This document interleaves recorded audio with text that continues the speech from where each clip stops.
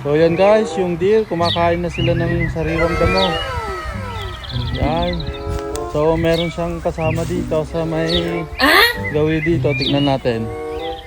Yon, ang aming mga deer dito guys. So, yan. Dito na naman. Kumakain na sila ng damo. Paano masabi? So dito lang sa malapit sa daan yan guys. So yan yung highway oh. Ito lang yung pinag-walkan namin kanina. Yan oh, dalawa sila. Siguro may kasama pa silang iba dyan. Pero dalawa lang yung nakita natin. So yung mga walking trail dito sa Red Deer guys, ganito siya. Nature talaga siya. So makakakita talaga tayo ng mga deer na ganito. Wow! Sa walking trail. So lalo ngayon, by spring na, kailangan na nilang kumain ng mga grass, ng mga bagong sibol. Yan. Sana all. Hindi sila natatakot sa tao kasi palagi na nilang nakikita dito sa mga walking trail guys eh. So yan oh. Kung subukan, masisira ang buhay mo. So hindi na sila yung talagang wild na wildlife na pag nakakita ng tao eh magtatatakbo na sila. Kasi palagi na silang nakakakita ng tao.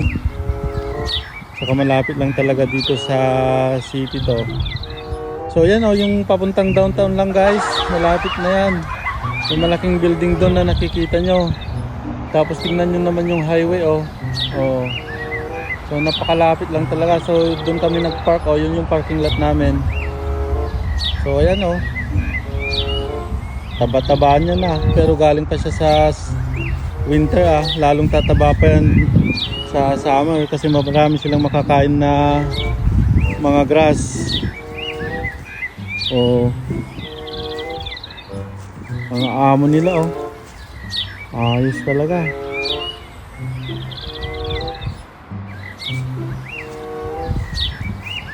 So may makasama pa sigurado yan guys dito. Pero hindi lang natin alam.